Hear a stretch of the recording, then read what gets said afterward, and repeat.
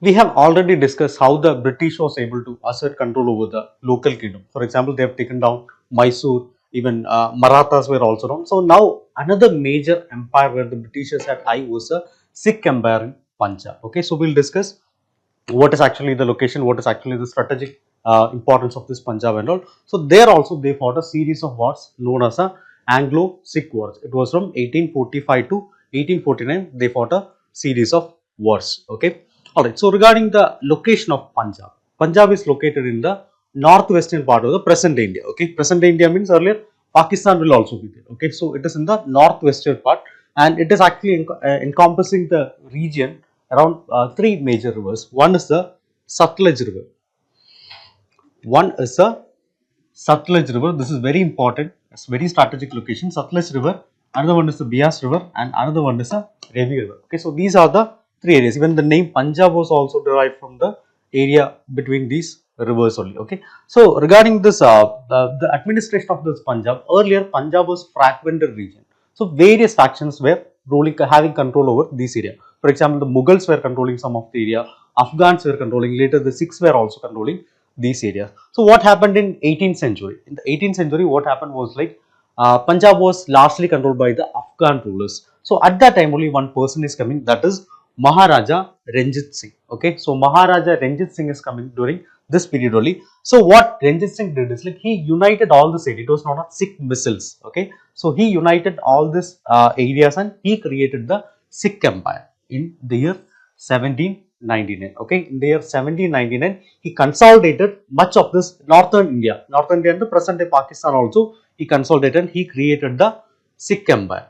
Okay, he created the Sikh Empire, which later became one of the most powerful empires in this northwestern part of India. So why Punjab? What is actually the importance of Punjab? What is actually the importance of this particular strategic location? Why Punjab is strategically different? Because Punjab is located in the crossroads of Central Asia and India. Okay, here you can see that this is India. This is the present day India, means here it is Central Asia. So this is actually, this Punjab is actually the gateway towards Central Asia.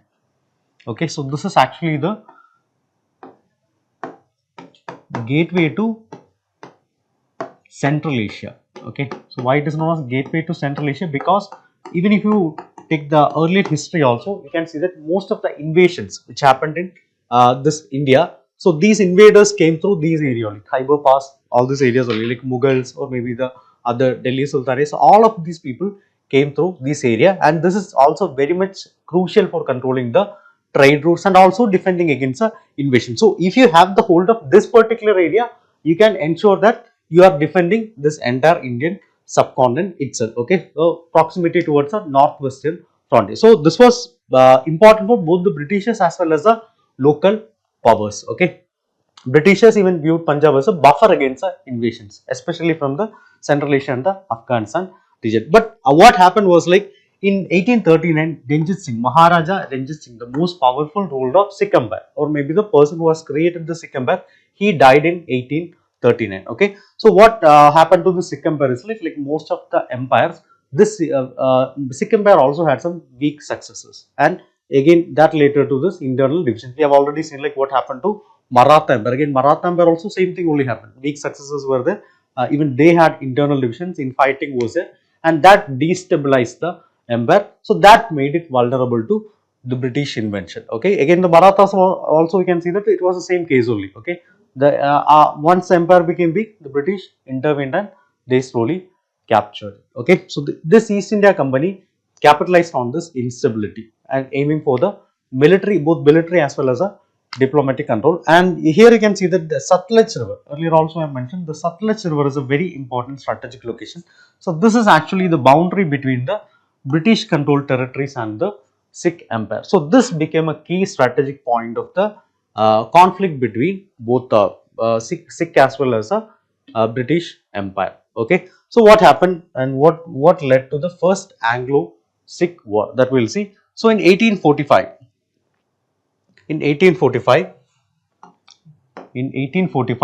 the Sikh army crossed the Satluj River. Sikh army crossed the Satluj, which was the natural boundary between Britishers as well as the Sikh Empire. So the Britishers saw this as a direct challenge towards their authority, because after this Satluj river, it is actually the British Empire. So they have crossed it. So Britishers thought that they are actually directly challenging the authority of the Britishers because of their expansion ambitions. Okay, and even the British were concerned about the Sikh Empire's growing power. They don't want any other person to become like a Maharaja Ranjit Singh, because after Maharaja Ranjit Singh, the Britishers already had the eye on Punjab. Okay, so if some other ruler is coming, again that will be a direct threat to this British Empire. Okay, and one person was there. He was Gulab Singh. He was Gulab Singh. So Gulab Singh was slowly having authority. His Gulab Singh's authority in this area was slowly increasing. So he sought to expand the territory and even influence. So this was a like the Britishers feared, a new person was actually emerging. Okay. So after that they had a direct conflict in 1845. A major battle happened in 1845. That is a Battle of Mutki. Battle of Mutki. So here Britishers fought under Sir Hugh Gow. Britishers fought under Sir Hugh Gow. Okay, Sir Hugh Gow. He was a British commander, but here the Sikhs made the initial gain. Sikhs made the initial gain, but later the Britishers won the Battle of Firozshah. Again, this was the second battle. So this was in 1845. Again, this was also in 1845. Okay, in Battle of Mutki, Sikh had the initial gains, but later in the Battle of Firozshah, Britishers were able to come back, and even there was actually a growing, even though there was a strong resistance from the Sikh, the Britishers ultimately won using their tactics. And finally, Battle of Sobran. Battle of Sobran, that was actually a decisive battle, and here the British forces entirely crushed the Sikh army, and they actually led to the collapse of the Sikh resistance, which finally led to the Treaty of Lahore in 1845. Treaty of Lahore in 1845. Even like in every war Britishers fought, they actually actually forced the members to sign a Treaty of Lahore. So in this, through this Treaty of Lahore, the war was concluded, and the Treaty of Lahore was signed, and that happened in March 1846. So the Sikhs were forced to cede large parts of their territory, and here a major area is coming, that is the Julundur Doab. That is the Julundur Doab is coming in this particular area only. So the significance of this Julundur Doab is a very fertile region between the Bias and Ravi River. Between the Bias and Ravi River, and if there is a fertile region is there, that will be economically also very much significant. For example, like agricultural importance will be there, even strategic importance will also be there. So that is what happened. So they had to cede almost important areas to the Britishers, and also British resident was kept in Lahore. British resident was kept in Lahore, and even it was forced to sell Kashmir to Gulab Singh. It was forced to sell Kashmir to Gulab Singh. And finally, what Britishers did is like in every kingdom, how they are actually trading, they'll be keeping a puppet ruler. And here the puppet ruler was Dalip Singh. Dalip Singh was a new puppet ruler. So he was a successor, young Maharaja. So he was made a puppet ruler under the British supervision. Okay. While he remained the nominal ruler of the Sikh Empire, the British effectively controlled the region through this particular resident. So resident was looking after all these things, but ultimately for the namesake, the Dalip Singh was a ruler. Okay, all right. So this is what happened in the first Anglo-Sikh war. Okay, so after that, again this Treaty of Lahore, that reduced the Sikh sovereignty to figurehead monarchy. Okay, that is Dalip Singh. Sikh army was once again once a powerful force under Maharaja Ranjit Singh. It was a powerful force, but now under Dalip Singh, he himself was a weak ruler. Sikh Maharaja Ranjit Singh, he himself was a very important military leader. So obviously he knows how to control the army. Dalip Singh has no such capability. So what he did is like under him, the Sikh army was also very much weak, and there slowly powerful factions will be there. They rose to discontent. Nobility will be there, even within the military itself, powerful people will be there. So they slowly rose to power, and also the British administration failed to maintain control over the region. All this led to unrest as well as rebellion. That led to the Second Anglo-Sikh War. Okay, that led to the Second Anglo-Sikh War. Okay, so the first thing which happened was there was a mutiny. There was a mutiny, or there was a revolt in the Multan region. Multan is in the present day Pakistan. Multan is in the present day Pakistan. Okay. So basically there was an emerging Sikh nationalism. Sikh nationalism, they want their territory back. They want to restore their empire without a sovereign empire, without the control of the Britishers itself. Slowly the rebellion became full scale. It became a full scale uprising against the British rule. The British understood that okay, if this is going, the entire British control in that particular area itself is going to be under threat. Okay, so they brought in a larger strategy of dominating. They had a larger strategy of dominating the entire subcontinent from the west in the Punjab region to the east in the Bengal, and from the north from the Kashmir region to the south also. South and all, they already had alliances with the rulers. So now they wanted the entire territorial control in the Indian subcontinent. Okay, so in that time only this revolt is happening, and again they had a direct conflict, that is in the Battle of Gujarat, which happened in February 21, 1841. Okay, so this was the final and decisive battle of the Second Anglo-Sikh War. Here again, the Britishers were fighting under Sir Hugh Gawley. Sir Britishers were fighting under Sir Hugh Gawley. Okay, Hugo already know how to deal with these people. Okay, and that was not an issue. So they decisively defeated the combined Sikh forces of these areas. Like even Gujarat also they were there. And finally, Sikh Empire was annexed, and the Punjab was annexed, and that was made a part of the British Empire itself. Okay, so this is what happened in the Second Anglo-Sikh War. Okay. Alright, but it had a lasting consequence among the Sikh population. For example, it led to the militarization of the Sikh community. Militarization of the Sikh. Now also, if you are looking at the Sikh community, you can see that Sikhs are little more into this. I mean, even they are legally allowed to carry this that kirban and all, that knife and all. They are legally allowed to carry, because that they are earlier itself they had a warrior culture. Even starting from Maharaja Ranjit Singh time period itself, they had a warrior culture. Slowly, due to these oppressions also, slowly the militarization started to increase. Okay, and even after this, what Britishers did is like the Sikh people were recruited in large numbers to the British army. Okay, so they had the Sikh regiment and all started during this period only.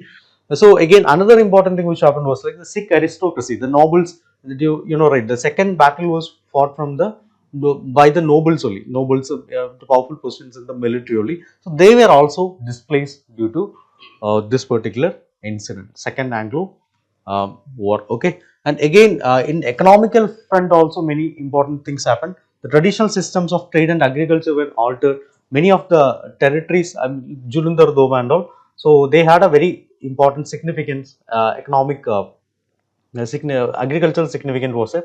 There also Britishers were able to have control. The policies also slowly shifted to this cash crops. Even that also hurted the farmers. Even other than that, cultural identity of the Sikhs were also transformed. Slowly, Sikhs were already having that cultural idols of the during Maharaja Ranjit Singh was there. So obviously they wanted to go back to that. So that was also very important thing. So like that way, it had very lasting consequences. And finally, the Sixth Empire's defeat ended the last major challenge to the British rule in India. Last major challenge, because now Mysore was one of the most powerful. So now they are not there. Mysore is not there.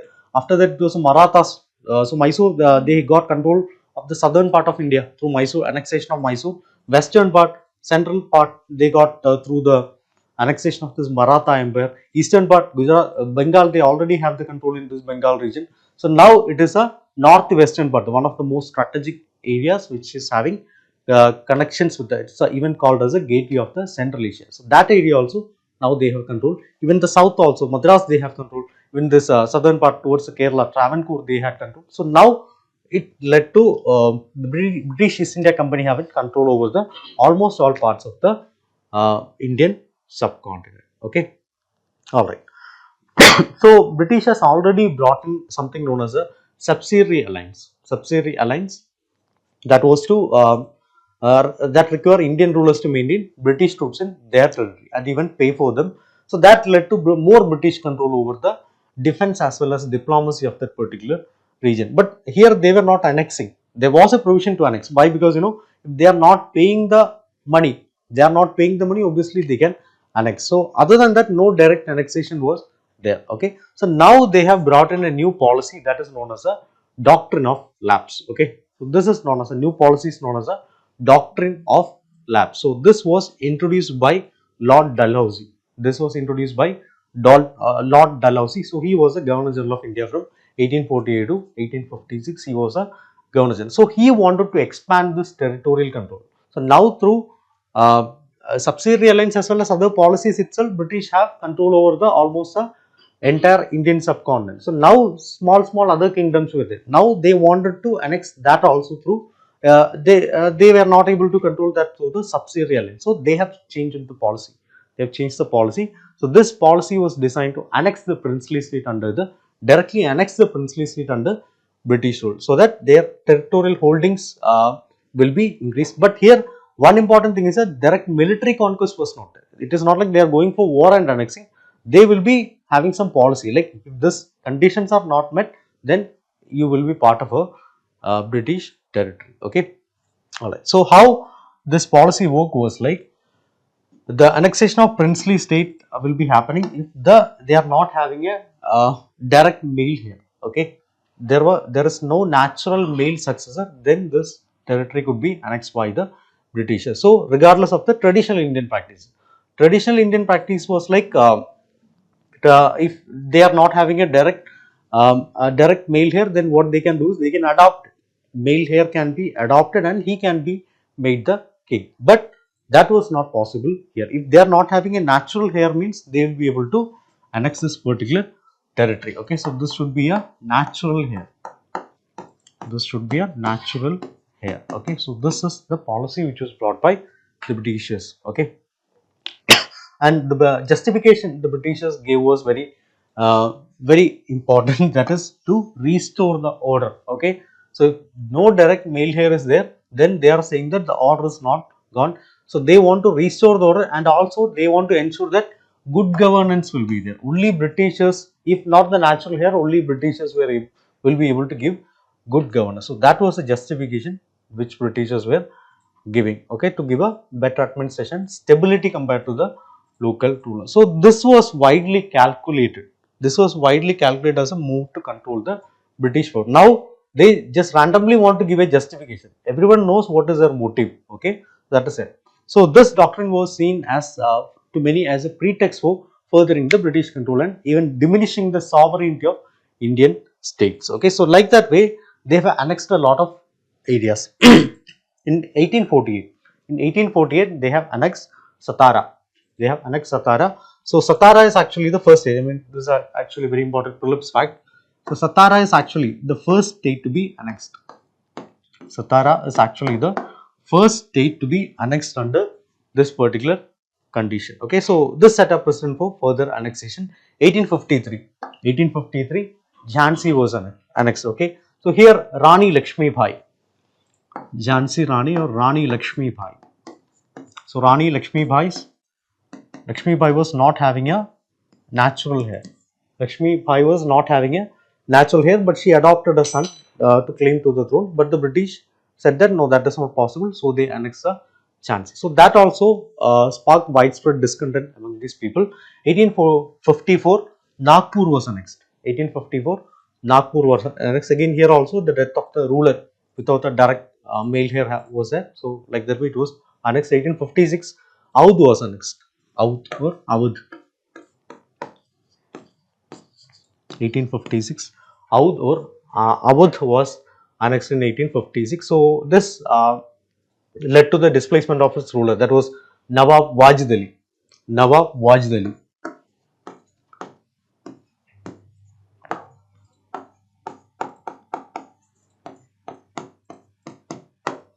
Okay, Nawab Wajid Ali Shah, and this angered many of these people. And other than that, when smaller kingdoms, smaller princely states were there, that was also annexed by these people. Okay, so what was the consequence of this? That is, it eroded the sovereignty of the Indian rulers. So basically, the rulers will be, or someone will be there, nominal head will be there, but still ultimately the sovereignty, ultimately the rule will be done by the Britishers only. Okay, so basically it disrupted the traditional dynastic succession. What was the traditional dynastic succession? Either it should be the natural male here. Okay. So either it should be the natural male heir, that was a traditional dynastic succession, or it should be the adopted heir. So here the adopted heir is no more valid. The adopted heir is no more a valid ruler. So that is what Britishers were saying. So obviously this disrupted the traditional dynastic succession. Okay. So however, when a ruler so again another one, the Rani Lakshmi Bai of Jhansi. So she herself wanted to become the, she said, if adopted heir is not accepted, then I myself will become the ruler. So that was also there. So all these things led to the public outrage in the system. All this led to the public outrage. Okay. So public outrage means people had people, even most of the this people thought that okay, the king is the ultimate authority. So whatever the king says, that will be for the good of the people only. So ultimately, if the king is displaced and the Britishers are ruling means, so that will be affecting the sentiments of the local people, even the tradition, their cultural norms, everything is related to this kingdoms as well as there only. Okay. So that led to further fueling of this public sentiments, and this can be this can be said as one of the major cause for the 1857 revolt. Okay, sometimes it is known as the first war of independence. 1857 revolt or the first war of independence. Okay, so next class we will be discussing regarding what is this 1857 revolt, what are the consequences, all these things will be discussed in our later class. Okay, all right, that's it for today. Thank you.